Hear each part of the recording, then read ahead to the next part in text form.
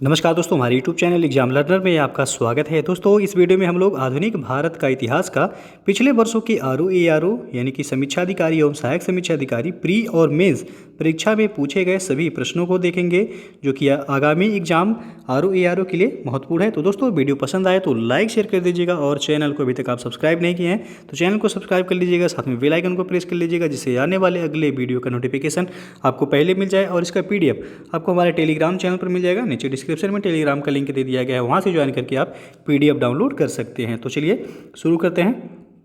तो सबसे पहला जो आपका प्रश्न है, सूची 1 को सूची 2 के साथ मिलान करना है और कोड के माध्यम से बताना है कि कौन सा ऑप्शन आपका सही हो जाएगा। तो चलिए देखते हैं। सबसे पहला आपका दिया गया है पांडिचेरी, तो पांडिचेरी हो जाएगा आपका फ्रेंच, ए का हो जाएगा दूसरा।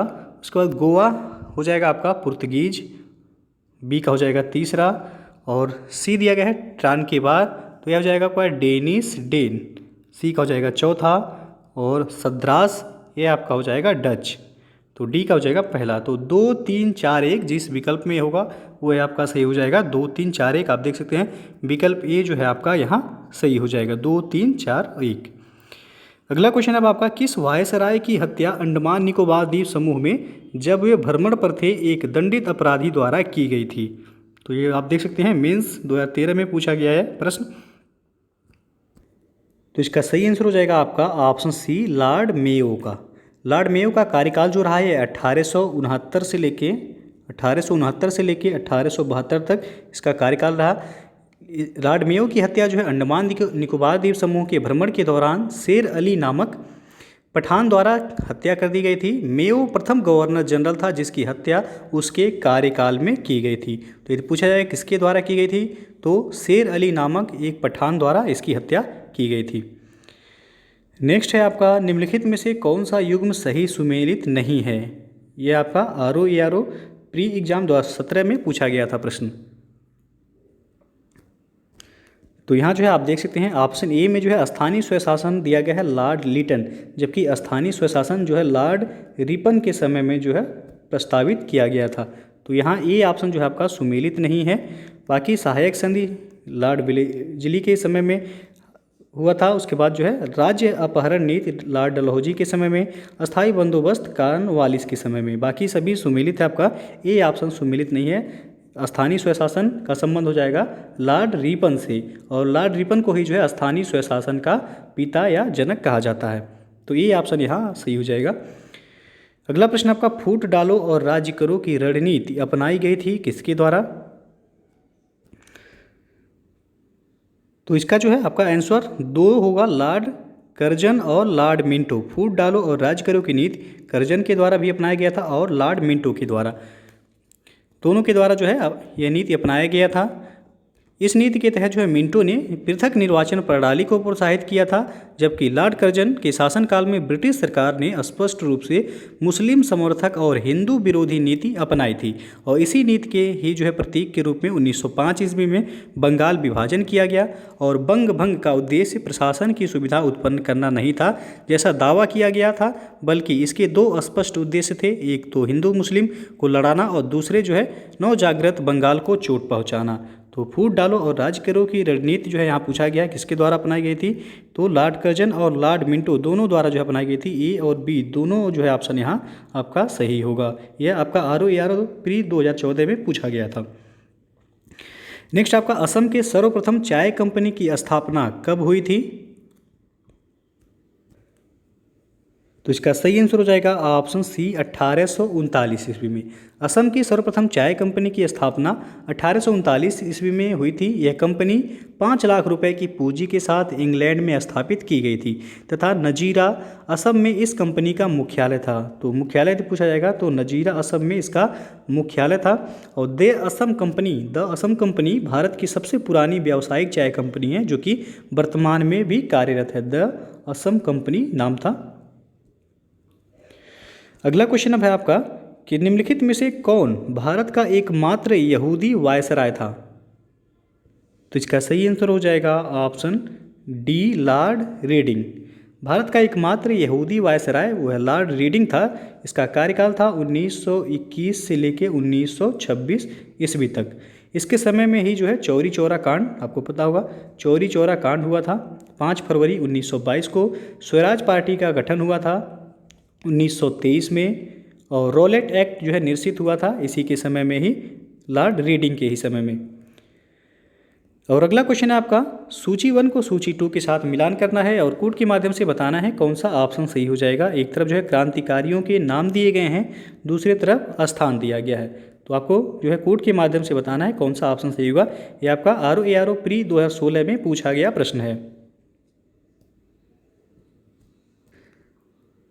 तो चलिए जो है देखते हैं। सबसे पहला आपका दिया गया है नाना साहब, तो नाना साहब का संबंध हो जाएगा कानपुर से, इन्होंने कानपुर से नेतृत्व किया था, ये का हो जाएगा दूसरा। बी दिया गया है नवाब हामिद अली खान, तो यह जो है दिल्ली से नेतृत्व इन्होंने किया था, नवाब हामिद अली खान ने, तो बी का हो जाएगा आपका पहला। उसके बाद सी है मौलवी अहमद उल्लाह, तो यह लखनऊ से नेतृत्व किए थे, तो सी का हो जाएगा तीसरा। और मनीराम दीवान, यह असम से नेतृत्व इन्होंने किया था, डी का हो जाएगा चौथा। तो 2 1 3 4 आपका जो है जिस विकल्प में होगा वैसे हो जाएगा 2 1 3 4, तो आप देख सकते हैं विकल्प 2 1 3 4 डी ऑप्शन जो है यहाँ सही हो जाएगा। और अगला क्वेश्चन है आपका, 1857 के विद्रोह के दौरान बहादुर शाह ने किसे साहब ए आलम बहादुर का खिताब दिया था। तो इसका सही आंसर हो जाएगा ऑप्शन सी बख्त खान को। 1857 के विद्रोह के दौरान बहादुर शाह ने बख्त खान को साहब ए आलम बहादुर का खिताब दिया था, और बख्त खान एक पख्तून था जो कि ईस्ट इंडिया कंपनी में वह सूबेदार के पद पर था, तथा कंपनी की ओर से उसने प्रथम अंग्रेज अफगान युद्ध में भाग लिया था। नेक्स्ट है आपका, 1857 के विद्रोह के समय भारत का गवर्नर जनरल कौन था। तो इसका सही आंसर हो जाएगा ऑप्शन सी लॉर्ड कैनिंग। 1857 के विद्रोह के समय भारत का गवर्नर जनरल वह लॉर्ड कैनिंग था, और कैनिंग का शासन काल जो रहा था 1856 से लेके 1862 ईस्वी तक कैनिंग का शासनकाल रहा था। लॉर्ड कैनिंग जो है भारत में कंपनी द्वारा नियुक्त अंतिम गवर्नर जनरल तथा ब्रिटिश सम्राट के अधीन नियुक्त भारत का पहला वायसराय था। सैन्य सुधार के अंतर्गत कैनिंग ने भारतीय सैनिकों की संख्या घटाकर उनके हाथों से तोपखाने के अधिकार को छीन लिया था, और न्यायिक सुधारों के अंतर्गत कैनिंग ने इंडियन हाई कोर्ट एक्ट द्वारा बम्बई, कलकत्ता तथा मद्रास में एक एक उच्च न्यायालय की स्थापना की थी, और सामाजिक सुधारों के अंतर्गत विधवा पुनर्विवाह अधिनियम जो कि 1856 में कैनिंग के समय में ही पारित हुआ था। तो यहाँ सी विकल्प जो है आपका सही हो जाएगा। अगला क्वेश्चन आपका, कूका आंदोलन की नींव पड़ी थी। तो इसका सही आंसर हो जाएगा ऑप्शन सी पंजाब में। कूका आंदोलन का आरंभिक स्वरूप जो है वह धार्मिक था, किंतु बाद में यह राजनीतिक विद्रोह के रूप में परिवर्तित हो गया। इस विद्रोह की शुरुआत पंजाब में 1840 ईस्वी में भगत जवाहर मल के द्वारा की गई थी। तो यहाँ सी विकल्प आपका सही हो जाएगा। नेक्स्ट आपका, सूची 1 को सूची 2 के साथ मिलान करना है और कोड के माध्यम से बताना है कौन सा ऑप्शन आपका सही हो जाएगा। आप देख सकते हैं ROARO प्री 2017 में पूछा गया है प्रश्न है। एक तरफ आपका विद्रोह दिया गया है, दूसरी तरफ वर्ष। तो सबसे पहला आपका दिया गया है अहोम विद्रोह कब हुआ था, तो ये 1828 में हुआ था, ए का हो जाएगा दूसरा।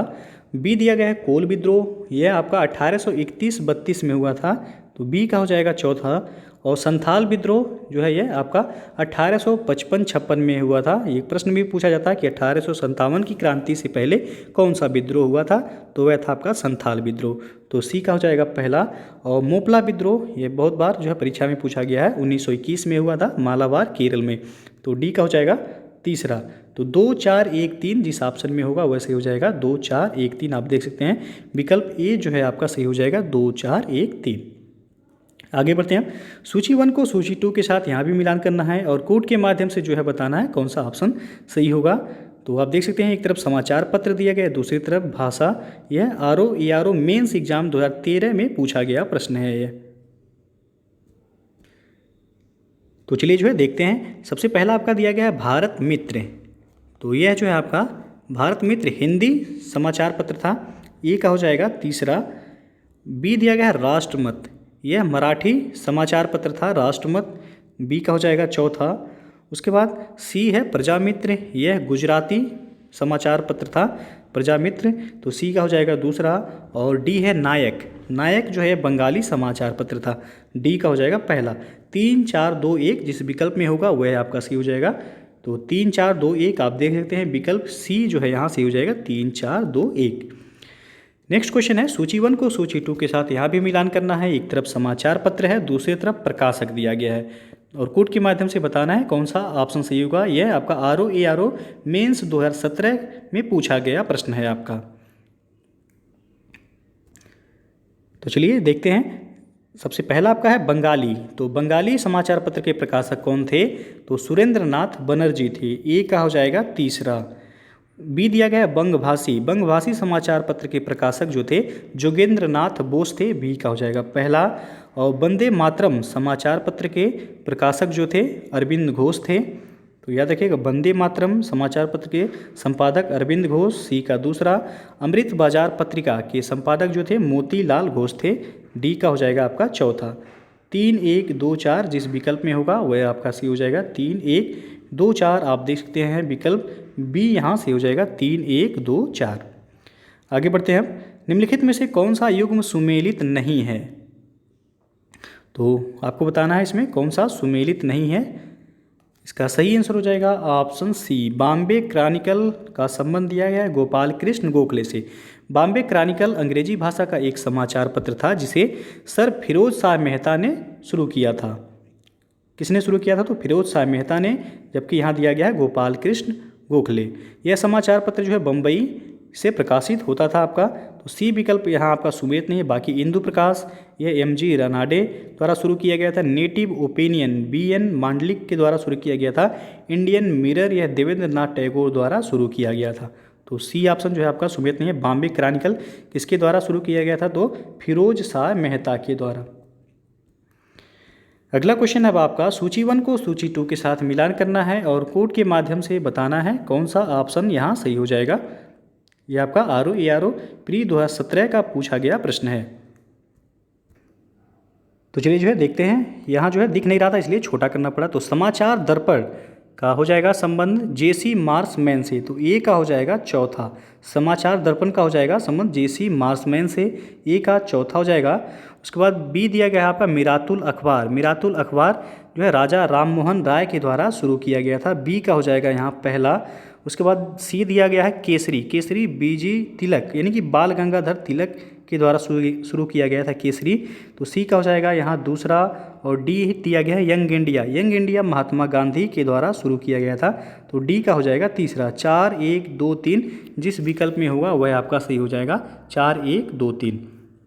तो आप देख सकते हैं ऑप्शन यहाँ 4 1 2 3, विकल्प डी जो है यहाँ सही होगा 4 1 2 3। नेक्स्ट क्वेश्चन है अब आपका, निम्नलिखित युग्मों में से कौन सा सही सुमेलित नहीं है। ये आपका ROARO मेंस 2013 का पूछा गया प्रश्न है। तो आपको बताना है कौन सा सुमेलित नहीं है। तो डी ऑप्शन यहाँ आपका सुमेलित नहीं है। कौमी आवाज़ दिया गया है अबुल कलाम आज़ाद। कौमी आवाज़ नामक उर्दू अखबार का प्रकाशन जो है 1945 में जवाहरलाल नेहरू तथा रफ़ी अहमद किदवई द्वारा लखनऊ से प्रारंभ किया गया था। वर्ष 1997 में इस अखबार का प्रकाशन जो है बंद हो गया था। कब बंद हो गया था? 1997 में। शुरू कब किया गया था? तो 1945 में। और किसके द्वारा किया गया था? तो जवाहरलाल नेहरू और रफ़ी अहमद किदवई के द्वारा लखनऊ से यह शुरू किया गया था। यहाँ अबुल कलाम आज़ाद दिया गया है, इसलिए जो है आपका यह गलत है। बाकी नवजीवन महात्मा गांधी के द्वारा शुरू किया गया था। स्वराज्य टी प्रकाशम, प्रभात NC केलकर। डी ऑप्शन यहाँ सुमेलित नहीं है।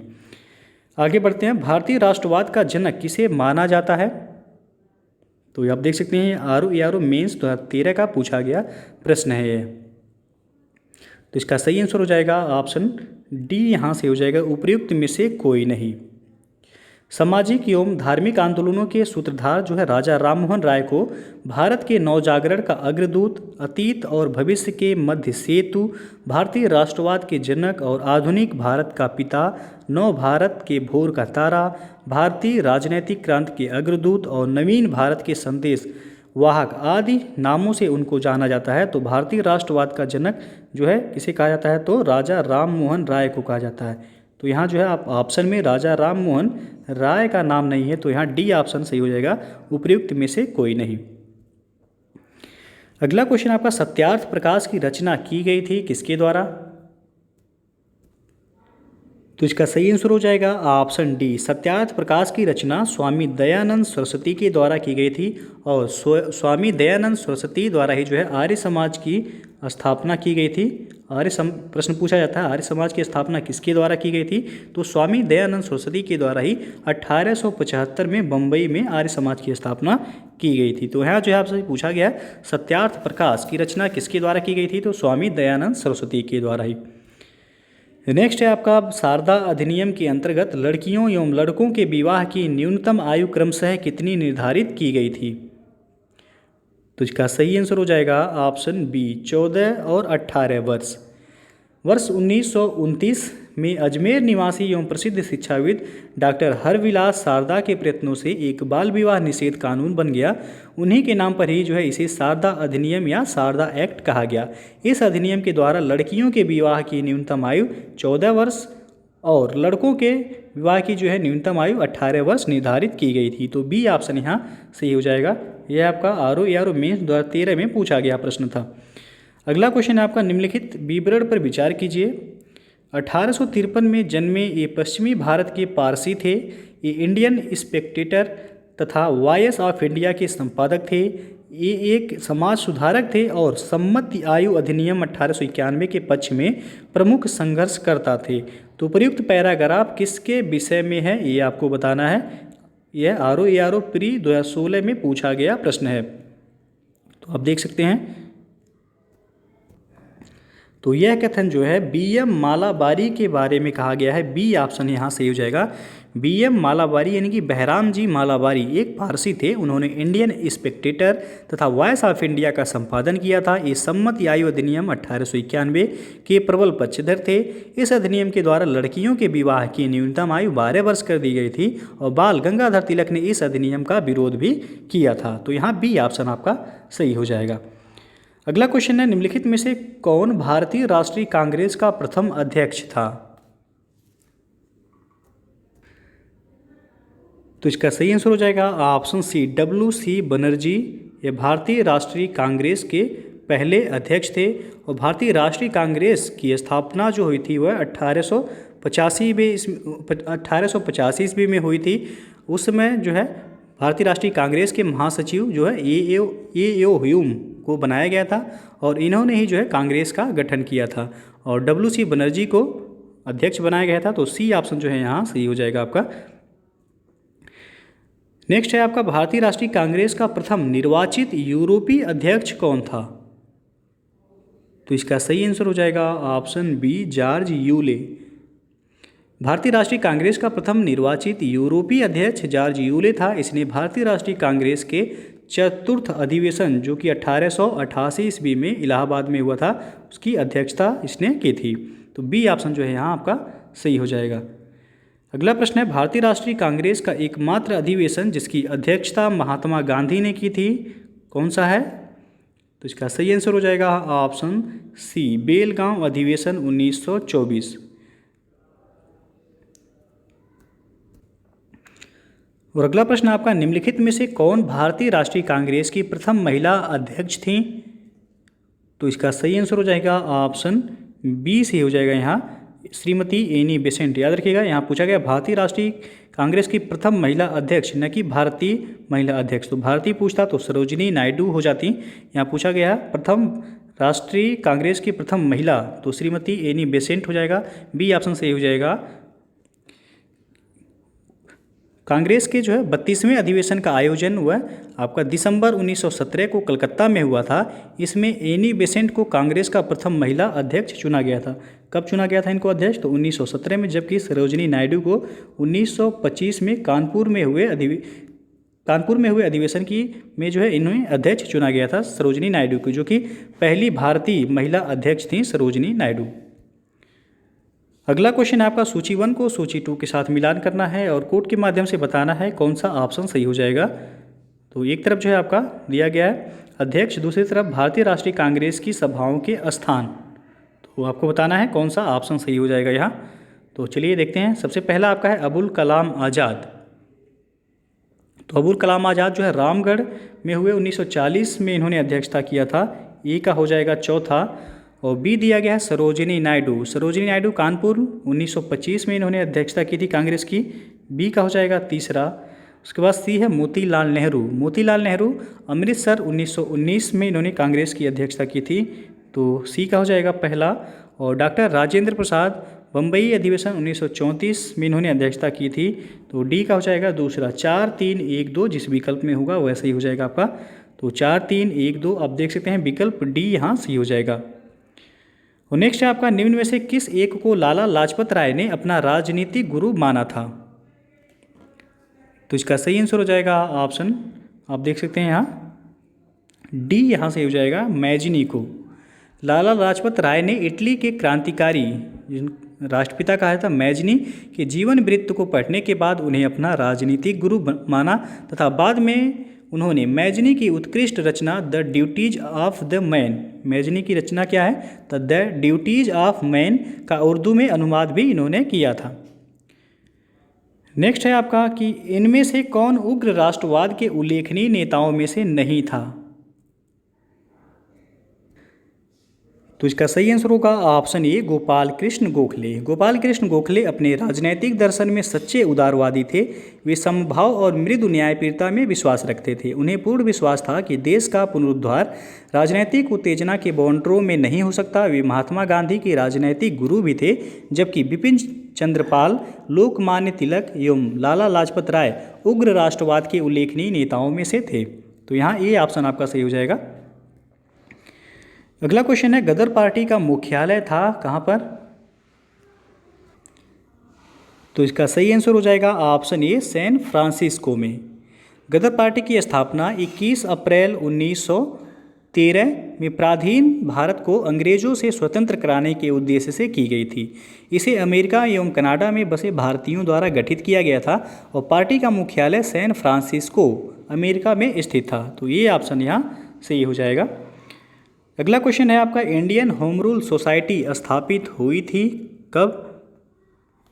तो इसका सही आंसर हो जाएगा ऑप्शन डी सही हो जाएगा यहाँ 1905 ईस्वी में। फरवरी 1905 में लंदन में श्यामजी कृष्ण वर्मा ने इंडियन होम रूल सोसाइटी की स्थापना की थी। तो नाम भी पूछा जाता है कि इंडियन होम रूल सोसाइटी की स्थापना किसके द्वारा की गई थी? तो श्यामजी कृष्ण वर्मा के द्वारा किया गया था। किसके द्वारा?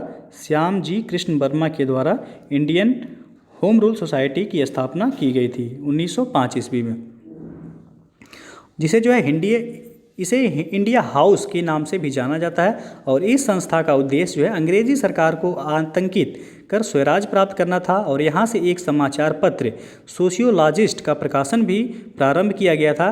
और लंदन में सरकारी तंत्र के विशेष सक्रिय होने के कारण श्यामजी वहाँ से फिर पेरिस और अंततः जो है वह जिनेवा चले गए थे। तो यहाँ आपका डी ऑप्शन सही हो जाएगा। इंडियन होम रूल सोसाइटी स्थापित हुई थी कब? तो 1905 ईस्वी में। किसके द्वारा किया गया था? तो श्यामजी कृष्ण वर्मा के द्वारा। अगला क्वेश्चन है, ब्रिटिश वस्तुओं के बहिष्कार को राष्ट्रीय नीति के रूप में अपनाया गया था कब? तो इसका सही आंसर होगा ऑप्शन डी 1905 ईस्वी में। लॉर्ड कर्जन ने 20 जुलाई 1905 को बंगाल विभाजन की घोषणा की, जिसके परिणाम स्वरूप 7 अगस्त 1905 को कलकत्ता के टाउन हॉल में स्वदेशी आंदोलन की घोषणा की गई। इसी बैठक में ऐतिहासिक बहिष्कार प्रस्ताव पारित हुआ, जिसमें ब्रिटिश वस्तुओं के बहिष्कार को राष्ट्रीय नीति के रूप में अपनाया गया था। तो डी विकल्प यहाँ सही हो जाएगा आपका। और अगला क्वेश्चन है, स्वराज शब्द का प्रयोग सर्वप्रथम किसने किया था? तो इसका सही आंसर होगा ऑप्शन ए बाल गंगाधर तिलक ने। बाल गंगाधर तिलक का कथन था कि स्वराज मेरा जन्मसिद्ध अधिकार है और मैं इसे लेकर रहूँगा। हालांकि स्वराज शब्द का सर्वप्रथम प्रयोग दयानंद सरस्वती किसके द्वारा? तो दयानंद सरस्वती के द्वारा जो है ने किया था, किंतु दिए गए विकल्प में जो है तिलक ने ही पहली बार स्वराज की मांग का समर्थन किया था। क्योंकि यहाँ दयानंद सरस्वती ऑप्शन में नहीं है, तो ये ऑप्शन आपका सही हो जाएगा, बाल गंगाधर तिलक ने।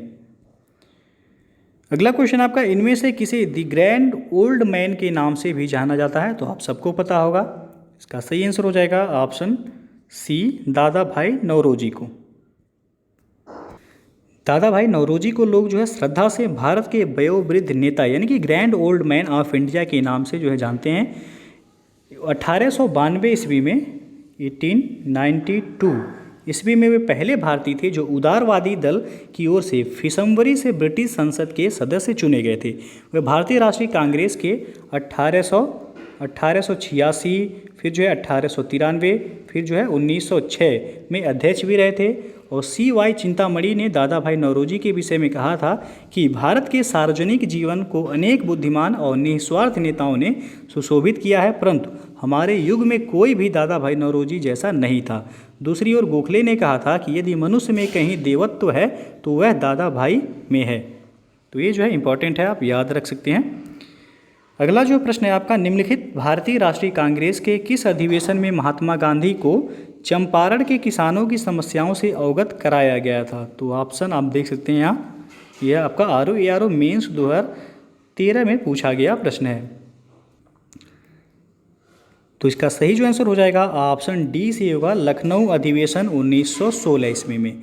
वर्ष 1916 के लखनऊ के कांग्रेस अधिवेशन में तिलक को पुनः कांग्रेस में शामिल कर लिया गया था और अध्यक्ष जो थे अंबिका चरण मजूमदार ने कहा कि 10 वर्षों के दुखद अलगाव तथा गलतफहमी के कारण बेवजह के विवादों में भटकने के बाद भारतीय राष्ट्रीय दल के दोनों खेमों यानी कि उदारवादियों एवं उग्रवादियों ने अब यह महसूस किया है कि अलगाव उनकी पराजय है और एकता उनकी जीत है। अब भाई भाई फिर जो है मिल गए हैं। कांग्रेस के लखनऊ अधिवेशन में ही महात्मा गांधी से राजकुमार शुक्ल की मुलाकात हुई थी, जिन्होंने उन्हें चंपारण के किसानों की समस्याओं से अवगत कराया था।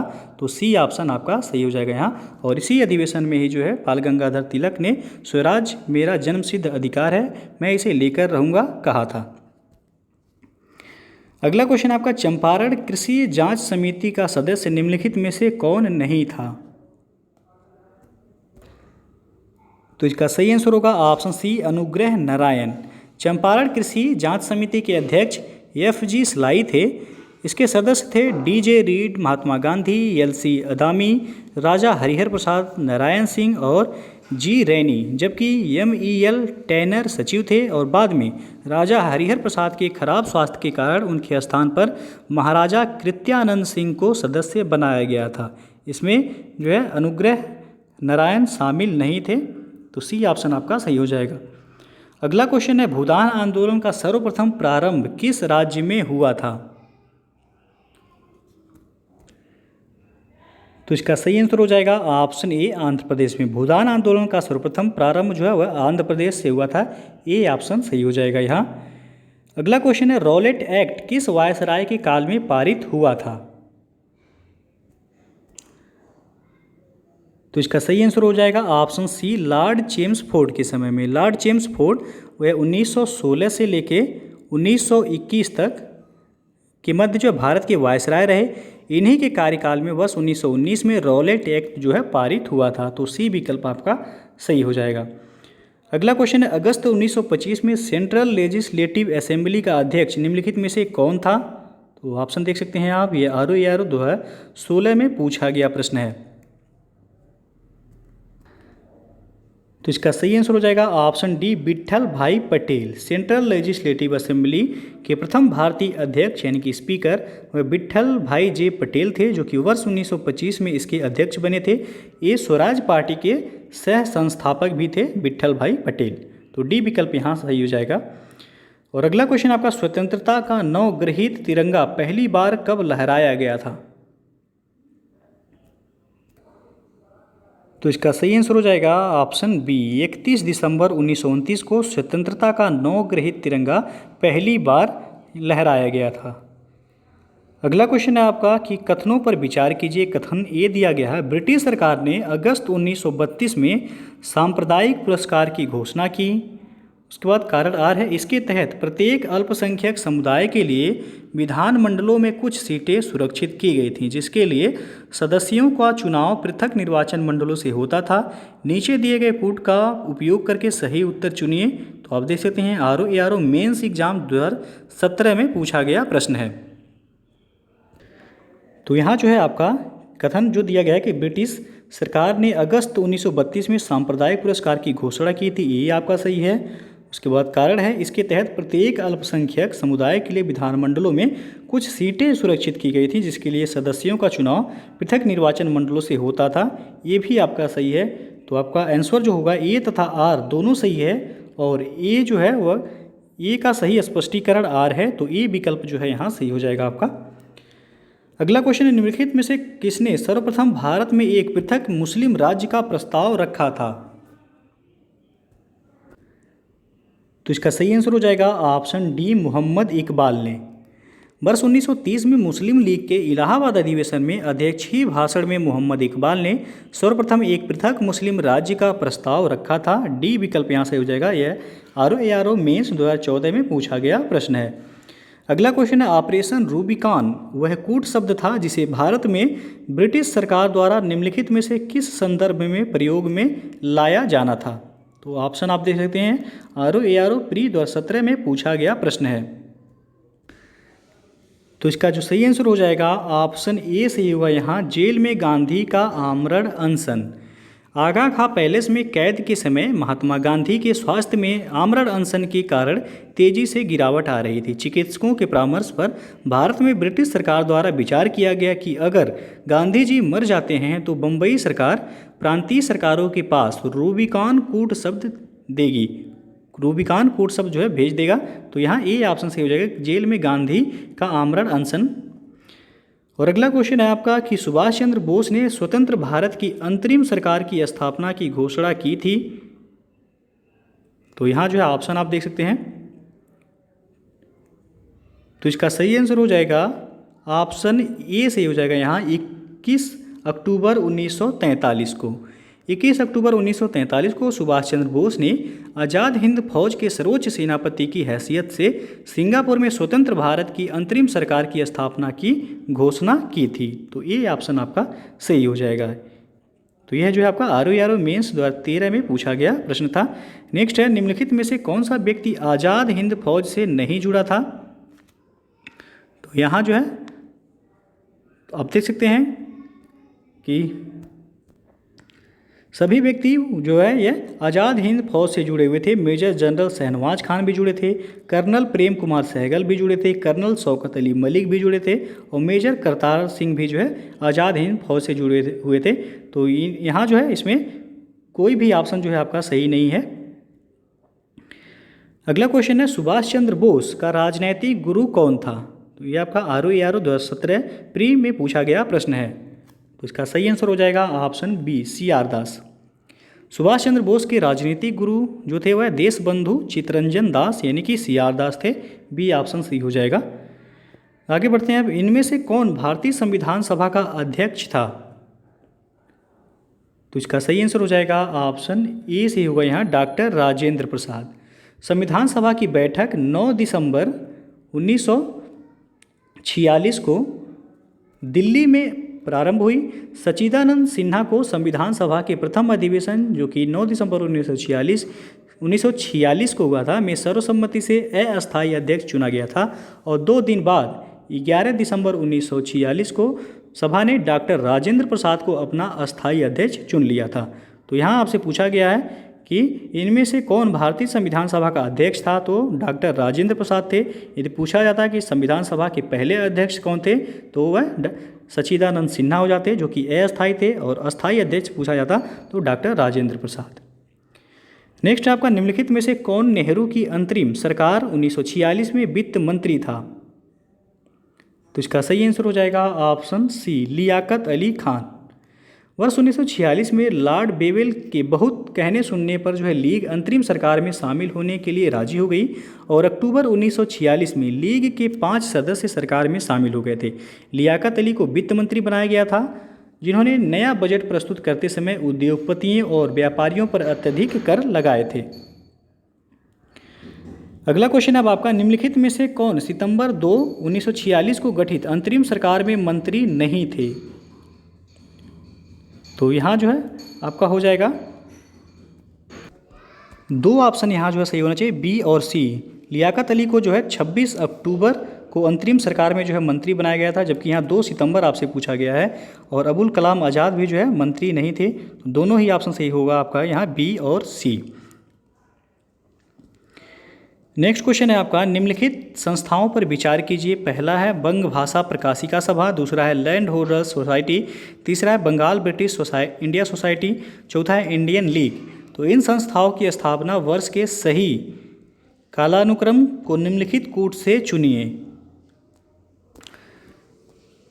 तो चलिए जो है देखते हैं। सबसे पहला जो है आपका बंग भाषा प्रकाशिका सभा, इसकी स्थापना कब हुआ था?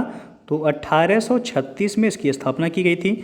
दूसरा है लैंड होल्डर्स सोसाइटी, इसकी स्थापना 1838 ईस्वी में की गई थी, 1838 में। तीसरा है बंगाल ब्रिटिश इंडिया सोसाइटी, इसकी स्थापना 1843 ईस्वी में किया गया था। और चौथा है आपका इंडियन लीग, इसकी स्थापना 1875 ईस्वी में की गई थी।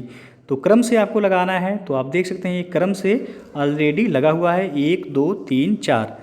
तो आप देख सकते हैं जिस ऑप्शन में होगा 1 2 3 4 वह सही हो जाएगा। तो विकल्प ए जो है आपका सही हो जाएगा, 1 2 3 4।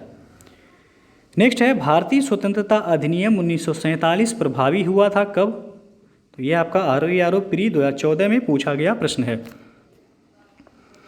तो इसका सही आंसर हो जाएगा ऑप्शन सी, 18 जुलाई 1947 ईस्वी को। माउंटबेटन योजना जो कि 3 जून 1947 के अनुरूप ब्रिटिश संसद द्वारा जुलाई 1947 में भारतीय स्वतंत्रता अधिनियम द इंडियन इंडिपेंडेंस एक्ट पारित किया गया, जिसमें भारत और पाकिस्तान नामक 2 डोमिनियनों की स्थापना के लिए 15 अगस्त 1947 की तिथि निश्चित की गई थी। और यह अधिनियम 18 जुलाई 1947 से जो है प्रभावी हुआ था। तो यहाँ आपका सी ऑप्शन सही हो जाएगा। नेक्स्ट है आपका, किस अधिनियम के द्वारा ब्रिटिश संसद ने चाय और चीन के साथ व्यापार को छोड़कर ईस्ट इंडिया कंपनी के भारत के साथ व्यापारिक एकाधिकार को समाप्त कर दिया था? तो ये आपका ROE मेंस 2017 में पूछा गया प्रश्न है। तो इसका सही आंसर हो जाएगा ऑप्शन ए से हो जाएगा यहाँ 1813 का चार्टर अधिनियम।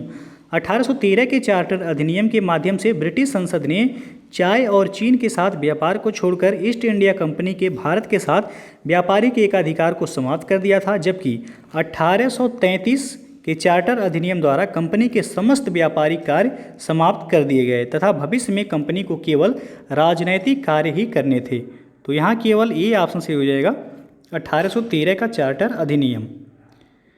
नेक्स्ट है आपका, निम्न में से भारत में 19वीं शताब्दी में पड़े किस अकाल को प्रकोप का समुद्र यानी कि सी ऑफ कैलेमिटी कहा गया है?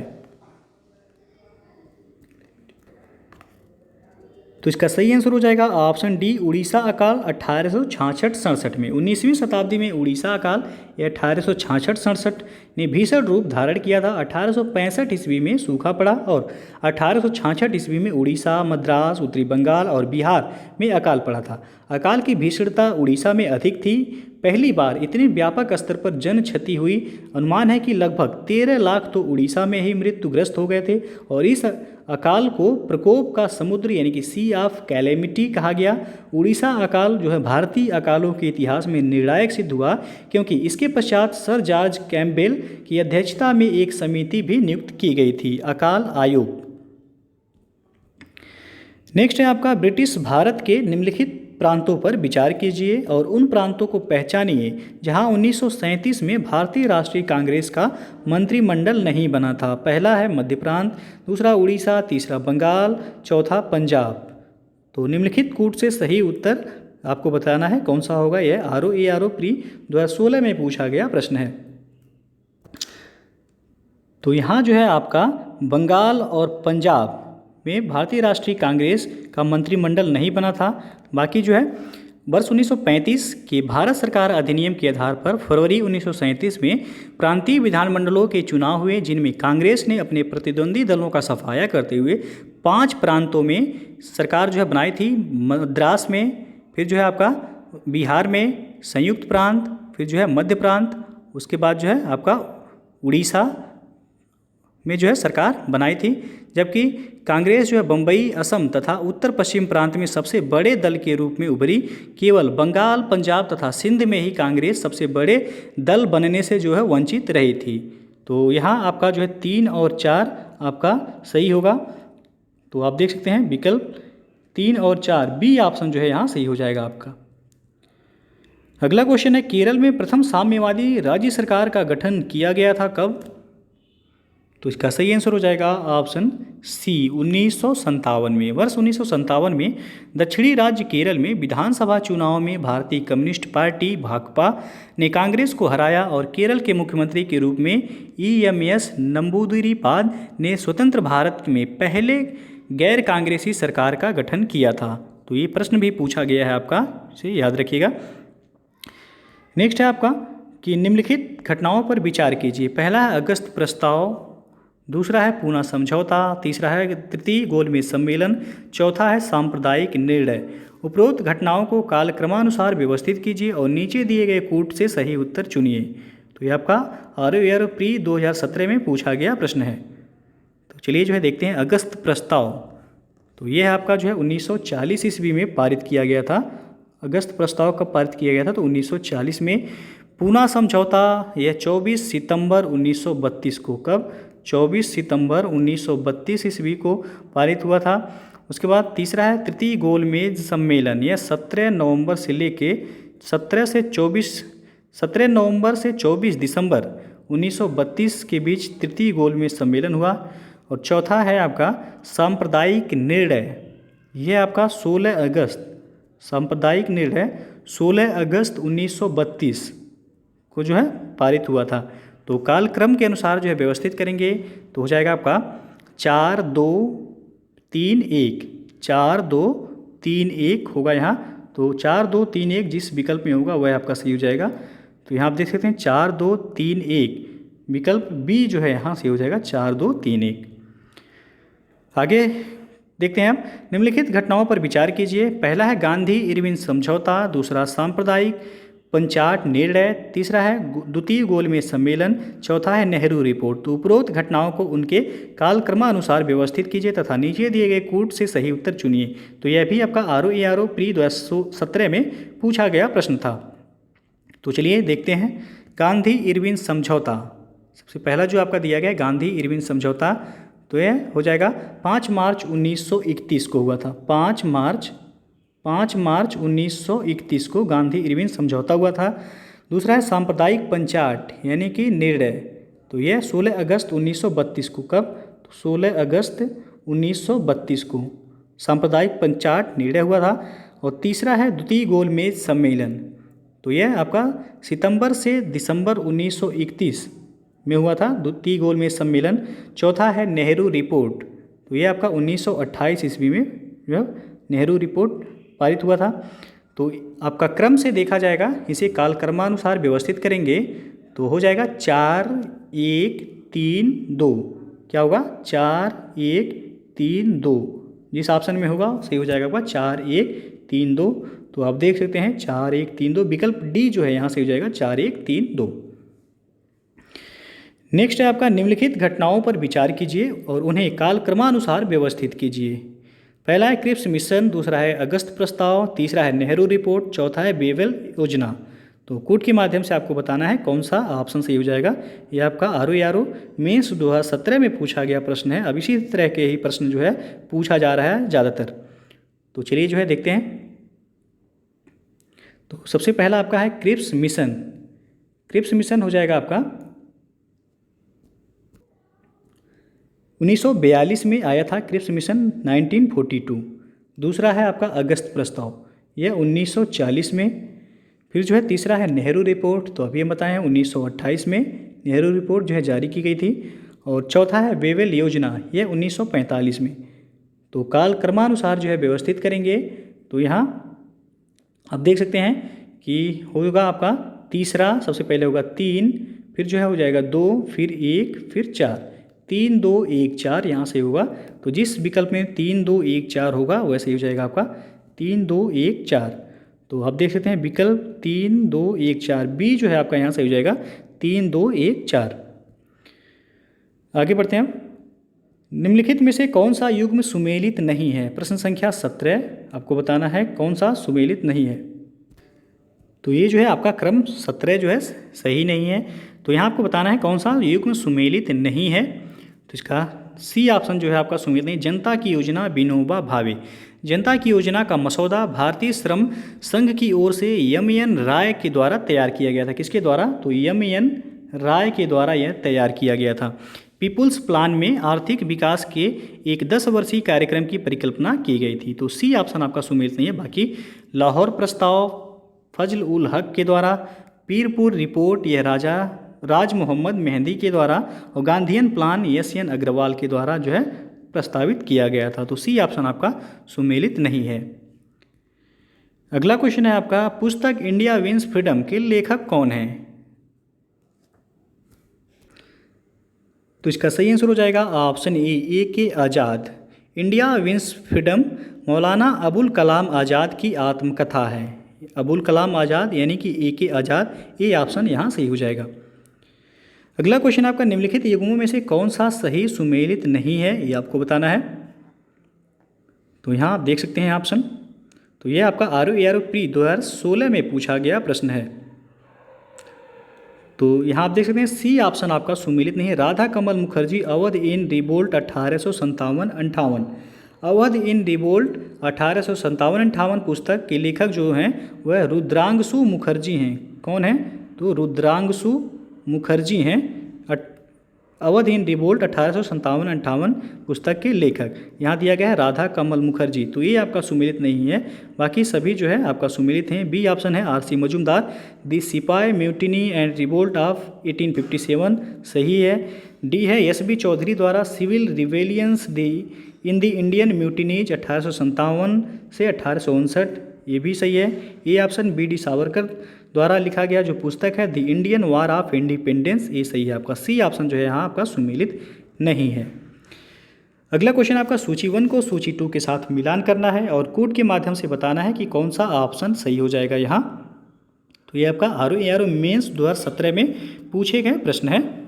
तो यहाँ इसको थोड़ा छोटा कर लेते हैं, तो आप देख सकते हैं इसे। तो सबसे पहला जो है आपका B.D. सावरकर द्वारा पुस्तक जो लिखा गया है the Indian war of independence है। The Indian war of independence यानी कि ए का हो जाएगा दूसरा। बी है R.C. मजूमदार द्वारा पुस्तक जो लिखा गया है the sipahi mutiny and the revolt of 1857, B का हो जाएगा आपका तीसरा। फिर सी है S.B. चौधरी द्वारा लिखा गया पुस्तक जो है civil rebellion in the Indian mutinies 1857 से 59 है, तो सी का हो जाएगा चौथा। और अशोक मेहता के द्वारा जो लिखा गया पुस्तक है द ग्रेट रिवेलियन, डी का हो जाएगा पहला। तो 2, 3, 4, 1 जिस ऑप्शन में होगा वैसे हो जाएगा आपका 2, 3, 4, 1। आप देख सकते हैं 2, 3, 4, 1 विकल्प ए आपका सही हो जाएगा। 2, 3, 4, 1 ये आपका ROAR मेंस 2017 में पूछा गया प्रश्न था। नेक्स्ट है लखनऊ बॉय पुस्तक किसके द्वारा लिखी गई है? तो इसका सही आंसर हो जाएगा ऑप्शन सी विनोद मेहता के द्वारा। लखनऊ बॉय भारतीय पत्रिका आउटलुक के संस्थापक विनोद मेहता द्वारा लिखित पुस्तक है, तो सी ऑप्शन यहाँ सही हो जाएगा। नेक्स्ट है आपका, निम्नलिखित में से किसने पॉलिटिक्स इन इंडिया पुस्तक लिखी है? तो इसका सही आंसर हो जाएगा आपका ऑप्शन देख सकते हैं यहाँ। तो ये आपका ROAR 2016 में पूछा गया प्रश्न है। तो पॉलिटिक्स इन इंडिया पुस्तक किसके द्वारा लिखा गया है? तो यह रजनी कोठारी के द्वारा लिखा गया है, ये ऑप्शन सही हो जाएगा यहाँ। नेक्स्ट है आपका कि निम्नलिखित में से किस स्थान पर मुड़िया पूर्णिमा मेला का आयोजन किया जाता है? यह आपका आधुनिक इतिहास का प्रश्न नहीं बल्कि यह कला और संस्कृति का प्रश्न है जो कि इसमें शामिल कर लिया गया है। तो इसका सही आंसर हो जाएगा ऑप्शन सी गोवर्धन में। मुड़िया पूर्णिमा मेला जिसको मुरिया पूनो मेला भी कहा जाता है का आयोजन प्रतिवर्ष गोवर्धन मथुरा वृंदावन में गुरु पूर्णिमा जो कि आषाढ़ मास की पूर्णिमा के दिन होता है। तो सी ऑप्शन यहाँ आपका सही हो जाएगा। अगला क्वेश्चन आपका, निम्नलिखित में से किसने शंभू महाराज को हिंदुस्तानी शास्त्रीय संगीत की शिक्षा दी थी? ये आपका ROAR 2016 में पूछा गया प्रश्न है। तो इसका सही आंसर हो जाएगा ऑप्शन बी रहीमुद्दीन खान। शंभू महाराज जो है लखनऊ घराने के कथक नृत्य कलाकार थे। इनके पिता कालका प्रसाद महाराज चाचा बिंदादीन, बड़े भाई अच्छन महाराज तथा लच्छू महाराज थे जिनसे इन्होंने नृत्य की शिक्षा ली थी। उन्होंने उस्ताद रहीमुद्दीन खान से हिंदुस्तानी शास्त्रीय संगीत की शिक्षा ग्रहण की थी। तो बी ऑप्शन सही हो जाएगा। यहाँ से पूछा गया कि शंभू महाराज को किसने जो है हिंदुस्तानी शास्त्रीय संगीत की शिक्षा दी थी, तो रहीमुद्दीन खान ने। अगला क्वेश्चन है आपका सूची 1 को सूची 2 के साथ मिलान करना है और कोड के माध्यम से बताना है कौन सा ऑप्शन सही हो जाएगा। यारो मेंस 2013 में पूछा गया प्रश्न है, कला एवं संस्कृति का प्रश्न है यह। तो चलिए देखते हैं। ये दिया गया आपका भरतनाट्यम, तो भरतनाट्यम का संबंध होगा तमिलनाडु से, ए का हो जाएगा पहला। कथक का संबंध हो जाएगा उत्तर प्रदेश से, तो बी का हो जाएगा चौथा। फिर जो है कुचिपुड़ी का संबंध होगा आंध्र प्रदेश से, सी का हो जाएगा तीसरा। और मोहिनी अट्टम का संबंध हो जाएगा केरल से, डी का हो जाएगा दूसरा। तो 1 4 3 2 जिस विकल्प में होगा वैसे हो जाएगा आपका 1 4 3 2। तो आप देख सकते हैं विकल्प बी से हो जाएगा 1 4 3 2। आगे बढ़ते हैं। निम्नलिखित में से कौन सही रूप से सुमेलित नहीं है? तो ये आपका आर प्री 2016 में पूछा गया प्रश्न है। तो यहाँ दिया गया आपका डी ऑप्शन में अमजद अली खान पखावज। तो उस्ताद अमजद अली खान एक प्रसिद्ध सरोद वादक हैं। क्या है? तो यह सरोद वादक है, ना कि पखावज। तो ये आपका सुमेलित नहीं है। बाकी बिलायत खान का संबंध सितार से है, अल्लाह रखा का संबंध जो है तबला से है, और हरिप्रसाद चौरसिया जो है प्रसिद्ध बांसुरी वादक हैं। बाकी सभी सही है। डी ऑप्शन आपका सुमेलित नहीं। अमजद अली खान का संबंध हो जाएगा सरोद वादक से। अगला क्वेश्चन है अब आपका कि निम्नलिखित में से किस नगर में राजकीय ललित कला अकादमी उत्तर प्रदेश अवस्थित है? तो इसका सही आंसर हो जाएगा ऑप्शन ए लखनऊ में। ये आपका आर प्री 2016 में पूछा गया प्रश्न है। राजकीय ललित कला अकादमी ये लखनऊ में स्थित है। नेक्स्ट क्वेश्चन है निम्नलिखित में से किस स्थान को सितार और सुरबहार संगीत के इमदाद खानी घराना के लिए जाना जाता है? तो इसका सही आंसर हो जाएगा ऑप्शन सी इटावा। इटावा को सितार और सुरबहार संगीत के इमदाद खानी घराना हेतु जाना जाता है। इमदाद खान के पिता साहेब दाद खान एक मशहूर सितार वादक थे। इमदाद खान ने सितार वादन में मींद, घसीट एवं झाला का विकास किया था। इस घराने में अन्य प्रसिद्ध कलाकार थे सुजात खान, निषाद खान तथा बुधादित्य मुखर्जी। ये सभी जो है इटावा घराने से संबंधित थे। और अगला क्वेश्चन है अब आपका मेघालय का लोक नृत्य है कौन सा? तो इसका सही आंसर हो जाएगा ऑप्शन बी लोहो। लोहो लोक नृत्य है, मेघालय से संबंधित है, जबकि नाटी ये ऑप्शन में दिया गया है। नाटी नृत्य है हिमाचल प्रदेश से संबंधित है। कहाँ से? तो यह हिमाचल प्रदेश से संबंधित है। तथा बम्बू एवं खानटुम नृत्य, बम्बू और खानटुम यह मिजोरम राज्य से संबंधित है। कहाँ से? तो यह मिजोरम से संबंधित लोक नृत्य हैं। तो नाटी पूछा जाएगा तो हिमाचल प्रदेश होगा, और लोहो का संबंध जो है कहाँ से है? तो मेघालय से है। और बम्बू नृत्य और खानटुम नृत्य का संबंध हो जाएगा आपका मिजोरम से। तो इसका जो है आपका बी ऑप्शन सही हो जाएगा। मेघालय का लोक नृत्य कौन सा है? तो लोहो है, बी ऑप्शन सही हो जाएगा। अगला क्वेश्चन है आपका महाकुंभ मेला प्रायः कितने वर्ष पर आयोजित किया जाता है? ये आपका आर मेंस 2017 में पूछा गया प्रश्न है। तो इसका सही आंसर हो जाएगा ऑप्शन बी 12वें वर्ष। महाकुंभ मेला का आयोजन 12वें वर्ष किया जाता है। महाकुंभ मेला देश के 4 स्थानों पर, प्रयागराज, कहाँ पर? तो प्रयागराज यानी कि इलाहाबाद, उसके बाद जो है हरिद्वार,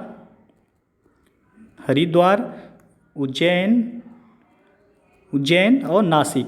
तो 4 जगह पर जो है कुंभ का आयोजन किया जाता है। पूछा भी जाता है प्रयागराज, हरिद्वार, उज्जैन और नासिक में। कुंभ मेला जो है 12वें वर्ष एवं अर्धकुंभ मेला 6वें वर्ष पर आयोजित होता है। किंतु उत्तर प्रदेश सरकार ने जो है कुंभ मेला को महाकुंभ तथा अर्धकुंभ को कुंभ की संज्ञा दी है 2017 से। और अंतिम प्रश्न है आपका निम्नलिखित में से कौन सा सांस्कृतिक विलंबना का कारक नहीं है? तो इसका सही आंसर हो जाएगा ऑप्शन बी राजनीति। ये आपका आर मेंस 2014 में पूछा गया प्रश्न है। सांस्कृतिक विलंबना का सर्वप्रथम प्रयोग आगबर्न, क्या नाम था? तो आगबर्न ने वर्ष 1922 में प्रकाशित अपनी पुस्तक सोशल चेंज में किया था। आगबर्न ने संस्कृति के 2 पक्षों की चर्चा की, एक भौतिक तथा दूसरा अभौतिक, संस्कृति के भौतिक पक्ष अर्थात सभ्यता में अभौतिक पक्ष अर्थात मूल्य, विश्वास, आदत, परंपरा, धर्म, कानून आदि की अपेक्षा तीव्र गति से परिवर्तन होता है। परिणामतः परिवर्तन के दौर में संस्कृति का अभौतिक पक्ष भौतिक पक्ष से पिछड़ जाता है। इन दोनों संस्कृतियों के बीच उत्पन्न यह पिछड़ेपन की स्थिति ही सांस्कृतिक विलंबना है। तो यहाँ जो है स्पष्ट है कि सांस्कृतिक विलंबना का कारक कौन सा नहीं है, तो वह राजनीति नहीं है। बी ऑप्शन यहाँ सही हो जाएगा आपका।